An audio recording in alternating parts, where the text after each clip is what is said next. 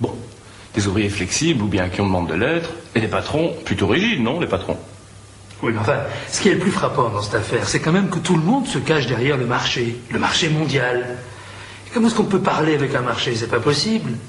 Sur un marché, on achète des marchandises, des services, mais c'est tout. Eh bien non, pas tout à fait. Eh bien comment ça, non? Il y a à peine 2% des transactions mondiales qui servent à ça, acheter des biens et des services. 2%? 2%. Et le reste? Le pognon, le blé, le fric, le marché de l'argent. Et c'est là que règnent les nouveaux maîtres du monde.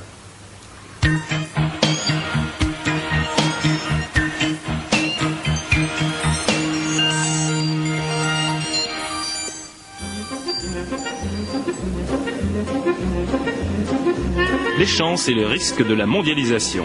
C'est le thème de ce soir aux grandes conférences catholiques de Bruxelles. Et comme toujours, l'ambiance est feutrée et distinguée.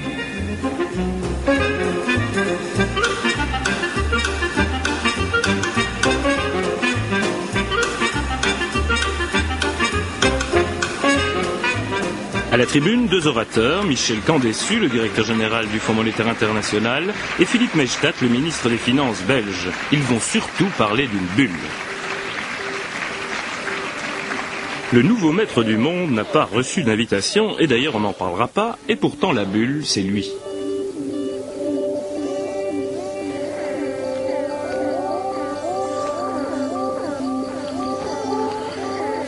C'est de cette bulle qu'il tient tout son pouvoir. Il suffit de souffler et tant qu'elle gonfle, il gagne.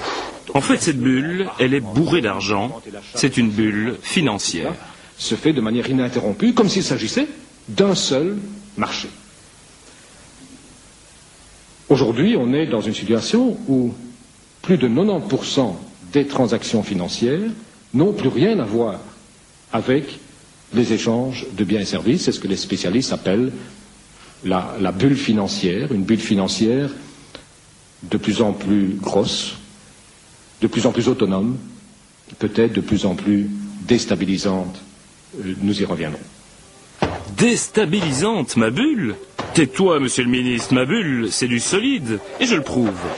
Dans ma bulle, il n'y a pas de frontières, petit belge de rien du tout. C'est pour ça que ça marche. C'est pour ça que je suis le maître du monde. Ma bulle, elle est mondialisée. Les dynamismes sont là. On pourrait croire qu'ils conduisent d'une façon irréversible à l'unité du monde, à la réalisation de l'utopie du village planétaire. Et voilà que pour des gens bien précis, l'expérience est celle d'une sorte de jungle hostile, de l'instabilité des conditions économiques, de la marginalisation, de la limitation des chances de chacun. Un fonds monétaire dans une conférence catholique, des marginalisés dans une jungle hostile, une économie mondialisée dans un village planétaire, un nouveau maître du monde dans une bulle financière. Qu'est-ce que ça signifie? Est-ce que cela veut dire que la politique ne gouverne plus le monde? C'est en tout cas la thèse défendue par Le Monde diplomatique, le mensuel du journal français Le Monde. Le Monde diplomatique vient de consacrer un numéro de son périodique Manière de voir au nouveau maître du monde. Alors Ignacio Ramonel, un titre choc. Alors est-ce que ça veut dire que le monde est en train de changer de main? Oui, je crois que maintenant, beaucoup de citoyens constatent qu'il y a eu un déplacement du pouvoir. Parce que des pressions extrêmement importantes s'exercent aujourd'hui sur les pouvoirs politiques qui ont des conséquences. Quelles sont ces pressions et qui sont les auteurs de ces pressions? C'est ce que nous appelons les nouveaux maîtres du monde. Essentiellement, ces nouveaux maîtres du monde, ce ne sont pas des personnes identifiées, ce sont, je dirais, des puissances financières. C'est ce qu'on appelle les marchés financiers.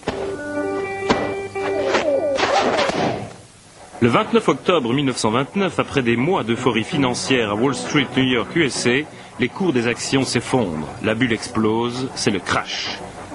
Partie des marchés financiers, la panique gagne toute l'économie.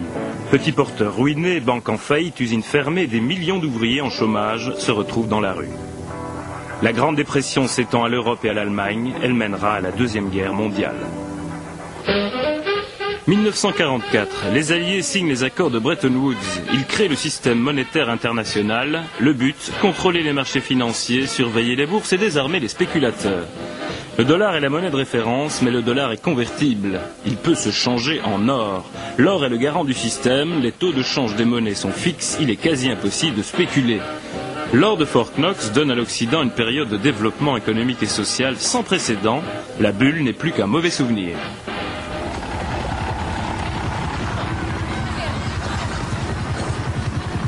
« 1971, les États-Unis s'embourbent dans la guerre du Vietnam, une guerre ruineuse.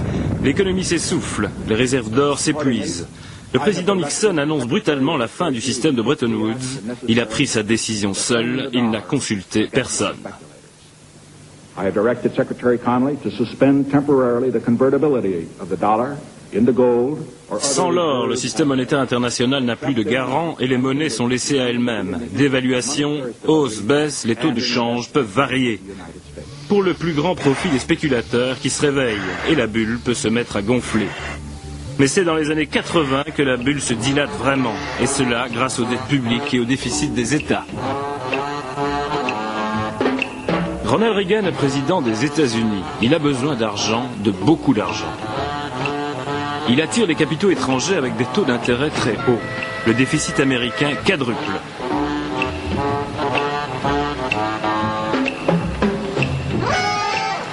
Il faut financer le programme fétiche du président, la guerre des étoiles, et engraisser au passage l'industrie américaine de l'armement. Avec Reagan et sa guerre virtuelle, le monde entier entre dans l'ère de l'endettement.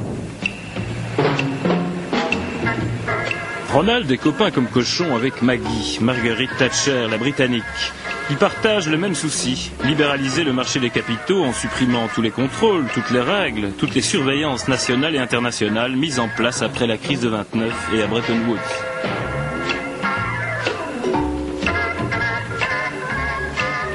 Conséquence, la bulle financière continue à grossir. On spécule sur les matières premières, les actions, les devises et désormais on joue avec les emprunts publics et les bons du trésor. On achète et on vend de la dette comme du café, du dollar ou de l'or. Ce ballon s'envole avec le Big Bang. 1986, c'est le Big Bang de la City, la bourse de Londres, la première place financière du monde. L'accès à la bourse s'élargit, désormais tout le monde peut jouer, il suffit d'avoir de l'argent. Et grâce aux ordinateurs et aux satellites, toutes les bourses du monde se connectent entre elles en temps réel. La finance se globalise, la bulle enfle, elle devient mondiale.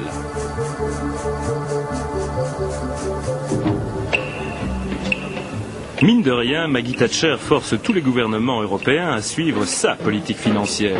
Bien sûr, elle a adopté avec les autres chefs d'État l'acte unique, la création d'un grand marché européen prévu pour 1992.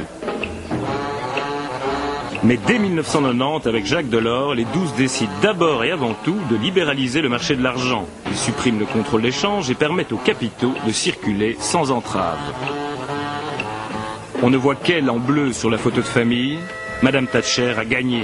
La bulle est gonflée à bloc, les marchés financiers ont les mains totalement libres, ils vont bientôt montrer leur puissance. Car jusque-là, les 12 ont réussi à préserver une zone de stabilité entre leurs monnaies, le système monétaire européen, qui échappe encore à la spéculation. Plus pour longtemps.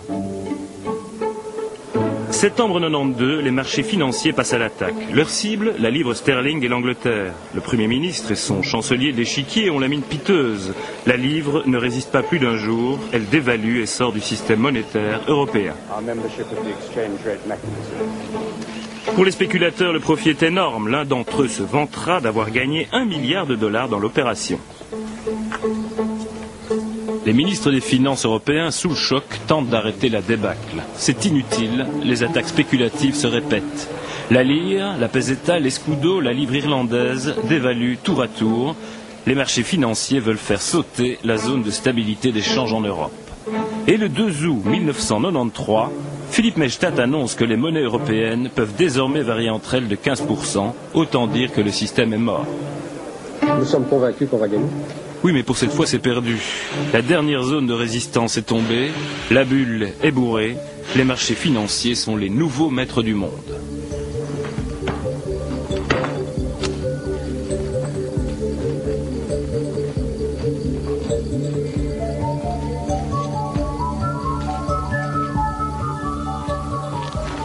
Vous savez que les possibilités technologiques modernes permettent de suivre l'activité financière d'une place boursière à l'autre. Lorsqu'il y en a une qui se ferme, il y en a une autre qui s'ouvre, et que donc en continu, 24 heures sur 24, quel que soit l'endroit du monde où on se trouve, on peut agir sur les marchés financiers, y placer, y déplacer des sommes considérables, puisque on évalue actuellement à 1500 milliards de dollars par jour le montant des sommes qui changent de main tous les jours.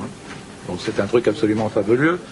Et moins d'un cinquantième de cette somme sert en fait à régler des échanges internationaux, c'est-à-dire que l'essentiel de cette somme est purement spéculative. C'est une activité de casino. Il s'agit d'acheter et de vendre en essayant de réaliser le maximum de profit dans le minimum de délai. Au cœur de la bulle, dans les grandes places boursières de la planète, ce sont les mêmes gestes fébriles, les mêmes écrans qui défilent, les mêmes cris, les mêmes visages tendus. Quelques milliers de jeunes gens autour du monde passent leur journée pendus au téléphone, les yeux rivés sur les chiffres. Ils manipulent des indices, des produits financiers qui n'ont plus rien à voir avec la réalité économique. Ce sont des cocktails d'actions, de devises et de bons du trésor. Ils pèsent des milliards et peuvent changer de main instantanément.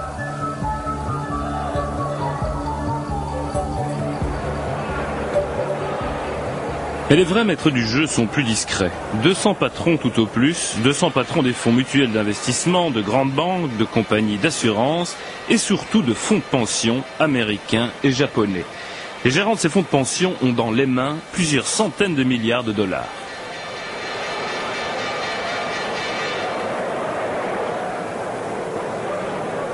À New York, à Tokyo ou à Londres, ils sont quelques dizaines à donner les ordres, à créer les tendances, à décider des attaques. Les autres suivent presque toujours, leur logique est imparable.